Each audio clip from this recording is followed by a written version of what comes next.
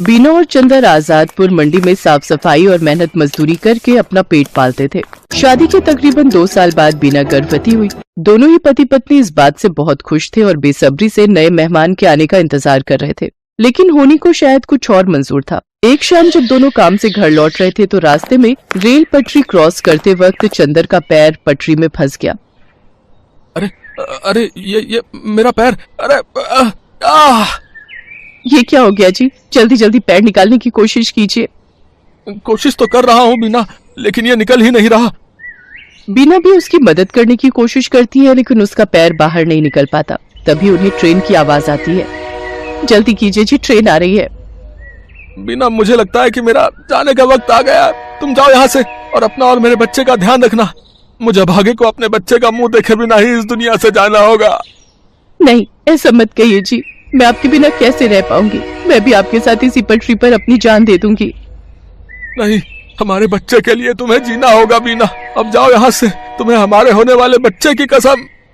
जैसे ही बीना पटरी से दूर जाती है तभी ट्रेन आकर विनोद को पल भर में ही काट देती है। बीना की आंखों के सामने उसके पति की मौत हो जाती है। एक ही पल में उसकी हंसती खेलती दुनिया उजड़ जाती है और वो एक विधवा बन जाती है। चंदर के जाने के बाद बीना बिल्कुल अकेली हो चुकी थी।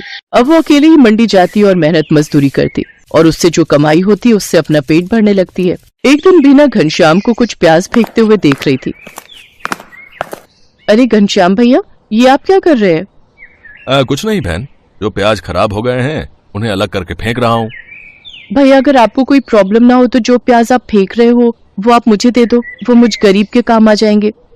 लेकिन बीना बहन, इन आधे सड़े गले प्याजों का आखिर तुम क्या करोगी? वो मैं आपको बाद में बताऊंगी। फिलहाल आप ये खराब प्याज मुझे दे दीजिए। ठीक है बहन, ले जाओ। वैसे भी ये मेरे किसी काम के नहीं। इसके बाद बीना उन खराब प्याजों को एक थैले में भर लेती है और शाम को अपने साथ घर ले आती है और उसमें से थोड़े ठीक प्याजों को अलग करके रख लेती है और जिनकी हालत ज्यादा ही खराब थी उन्हें अपने घर के बाहर बनी क्यारी में बो देती है। अगले दिन सुबह काम पर जाने से पहले बीना साफ छाटे हुए प्याजों को काटकर आटे में मिलाती है और साथ ही नमक, हरी मिर्च और अजवाइन डालकर उस आटे को गूंथ लेती है। खुद नाश्ता करके वो कुछ पराठे घनश्याम के लिए भी पैक करके ले जाती है। ये लो घनश्याम भैया, आपसे जो कल प्याज लेकर गई थी उनसे मैंने प्याज के पराठे बनाए हैं, जरा आप भी चख कर देखो। रोज दाल चावल खाकर आप बोर हो गए होंगे ना? बीना बहन, हम गरीबों के नसीब में तो दाल चावल और सूखी रोटी ही होती है, भला उससे भी क्या नाराज होना। अच्छा लाओ, तुम इतने प्यार से प्याज के पराठे बनाकर लाई हो तो खाकर देखता हूँ। घनश्याम को बीना के हाथ के बने प्याज के पराठे बहुत पसंद आते हैं। ऐसे ही कुछ समय बीत जाता है। बीना को अब 7वां महीना लग गया था, जिस वजह से वो मजदूरी नहीं कर पा रही थी, जिस वजह से उसके घर खाने पीने की तंगी हो गई थी। ऐसे ही एक रोज जब वो खाना बनाने जाती है तो देखती है कि राशन के सभी डिब्बे खाली हैं। हे भगवान, एक बार को मैं तो भूखी रह लूंगी, लेकिन मेरे अंदर पल रही ये नन्ही जान कैसे भूखी रहेगी? इस हालत में तो कोई मुझे काम भी नहीं दे रहा, अब क्या करूं? हाँ, याद आया, अपनी जमीन में थोड़े प्याज उगाए थे ना, क्यों ना उनको निकाल लूं, वो अब पूरी तरह पक गए होंगे। बीना उन प्याजों को निकालती है और पड़ोस से थोड़ा आटा उधार मांग कर ले आती है। उसके बाद स्वादिष्ट प्याज के पराठे बनाती है। उसके पराठों की खुशबू को सूंघते हुए उसकी पड़ोसन आरती वहाँ पहुँच जाती है। अरे वाह बीना, तेरे घर से तो बड़ी ही अच्छी खुशबू आ रही है। आखिर क्या बनाया है तूने? कुछ नहीं बहन, ये प्याज के पराठे बनाए हैं। लो, तुम भी खाकर बताओ कैसे बने हैं। वाह वाह वाह, क्या स्वाद है बीना तेरे हाथों में। अरे इतने अच्छे पराठे तो ढाबे वाला भी नहीं बना पाता। मैं तो कहती हूँ तू प्याज के पराठे का एक ठेला लगाकर बेच और पैसे कमा। जब ऊपर वाले ने तुझे इस हुनर से नवाजा है कि तू इतना अच्छा खाना बना लेती है तो इसका फायदा उठा। उसकी बात बीना को सही लगी और वो मदद के लिए घनश्याम के पास जाती है। घनश्याम के पास एक पुराना ठेला था जिस पर वो गलियों में जाकर प्याज बेचता था, लेकिन जब उसने मंडी में खुद की दुकान ले ली तब से वो ठेला बेकार ही खड़ा रहता था। घनश्याम वो ठेला बीना को देने के लिए तैयार हो जाता है। घनश्याम शाम को अपना पुराना ठेला लेकर बीना के घर पहुंचता है। ये लो बीना बहन, इसकी मरम्मत मैंने करवा दी है, अब तुम इसका इस्तेमाल कर सकती हो। आपका बहुत बहुत शुक्रिया घनश्याम भैया, आपका ये एहसान मैं कभी नहीं भूलूंगी। अगले दिन सुबह जल्दी उठकर बीना सारी तैयारी कर लेती है और मंडी में जाकर अपने प्याज के पराठों का ठेला लगा लेती है। लेकिन काफी देर तक जब कोई ग्राहक नहीं आता तो वो सोचती है, हे भगवान, दिन ढलने को आ गया लेकिन अभी तक एक भी ग्राहक नहीं आया। अगर ऐसे ही चलता रहा तो मैं अपने होने वाले बच्चे को क्या खिलाऊंगी? लगता है अब बिजनेस चलाने के लिए कोई तरकीब लगानी होगी। एक काम करती हूँ, कम दाम करके बेचती हूँ। एक बार मेरे पराठों का स्वाद सबकी जुबान पर चढ़ गया तो वो कहीं और जा ही नहीं पाएगा। इतना सोचकर बीना आधे दाम में प्याज के पराठे बेचने लगती है। कम दाम में बहुत सारे लोग बीना के पराठे खाने लगे। कुछ दिन बीना ने सबको कम दाम पर ही पराठे बेचे, लेकिन फिर जब उसके ग्राहक बढ़ गए तो उसने रेट बढ़ा दिए। लेकिन तब तक वो पूरी मंडी में प्याज के पराठों वाली के नाम से मशहूर हो चुकी थी। कुछ ही दिनों में उसकी अच्छी खासी कमाई होने लगी थी। वो भगवान के आगे हाथ जोड़कर बोलती है, हे भगवान, तेरी कृपा से और कुछ अच्छे लोगों की मदद से मेरा काम बहुत अच्छा चल पड़ा है और मैं अच्छी खासी कमाई कर लेती हूँ। बस मुझ पर ऐसी ही अपनी कृपा दृष्टि रखना ताकि मैं अपने बच्चे को एक अच्छी जिंदगी दे सकूं। कुछ ही दिनों में बीना खुद का ढाबा खोल लेती है। अब उसकी खूब अच्छी कमाई होने लगी थी। उसका काम और बढ़ गया था, इसलिए उसने अपनी मदद के लिए 2 लाचार औरतों को रख लिया था। बीना की डिलीवरी का समय भी आ गया और उसने एक बेटे को जन्म दिया। महीने भर का रेस्ट लेने के बाद वो वापस काम पर जाने लगी और अपने साथ अपने बच्चे को भी ले जाती। अब वो काम संभालने के साथ साथ अपने बच्चे की भी अच्छी परवरिश करने लगी और खुशी खुशी उसके साथ रहने लगी। राधिका बच्चों को स्कूल से छुट्टी के वक्त घर लेकर आ रही थी, पर उसकी आंखों में आंसू थे। अब क्या करूं?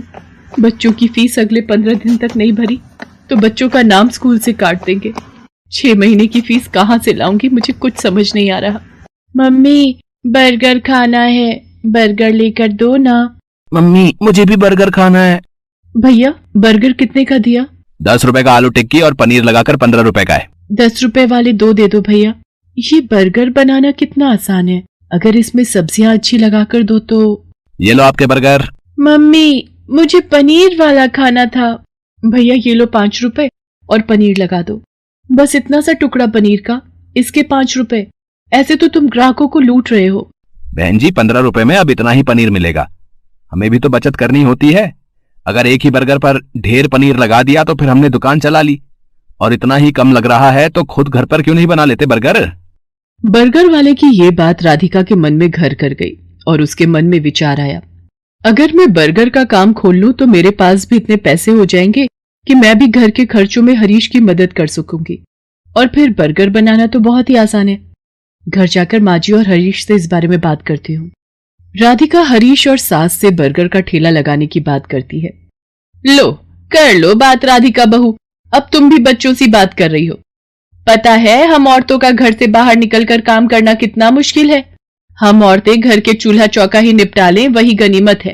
पर माँ जी, आजकल बर्गर का काम बहुत चल रहा है।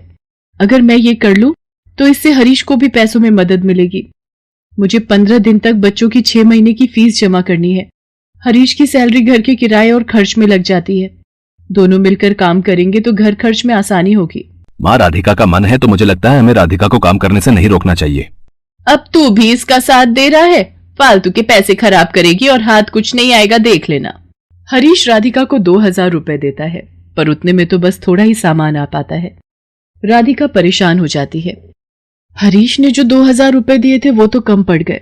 अभी तो ठेले वाले को एक दिन के 200 रुपए और गैस सिलेंडर आएगा 500 का। अभी और खर्चा करना बाकी है। मुझे कुछ काम उधार उठाकर करना होगा।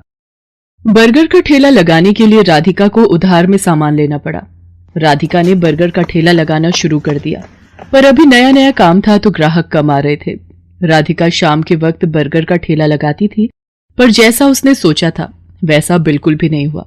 मैंने सोचा था बर्गर बिक जाएंगे तो मेरी थोड़ी कमाई हो जाएगी, पर यहाँ पर तो एक भी बर्गर नहीं बिका। पता नहीं मेरी कमाई कैसे होगी। अगर कुछ दिन तक ऐसे ही चला तो माँ जी और हरीश मुझे इस काम के लिए मना कर देंगे। बहुत हिम्मत करके मैंने ये काम शुरू किया था। राधिका अभी ये सोच ही रही थी, तभी वहां एक गरीब औरत अपने 2 बच्चों के साथ आती है। दीदी, बहुत भूख लगी है, मेरे बच्चे 2 दिन से भूखे हैं। अरे, तुमने 2 दिन से कुछ नहीं खाया? रुको, मैं अभी तुम तीनों को एक एक बर्गर देती हूँ। शुक्रिया दीदी, आज तुमने हमारा पेट भरा है, और जो भूखों का पेट भरता है भगवान उसे कभी भूखा नहीं रहने देते। तुम्हें जब भी भूख लगे तुम मेरे ठेले पर बेझिझक आ जाया करो, और यहाँ पर तुम अपने बच्चों के साथ अपनी भूख मिटा सकती हो।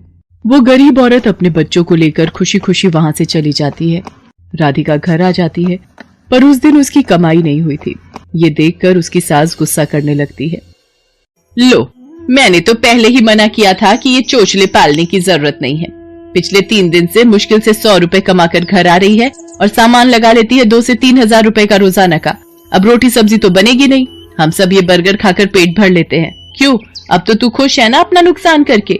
माँ जी, मैं कोशिश कर रही हूँ ना, और मुझे विश्वास है एक दिन मुझे अपने काम में सफलता जरूर मिलेगी। राधिका अगले दिन ठेले वाले से ठेला किराए पर लेने के लिए जाती है तो वो उसे मना कर देता है।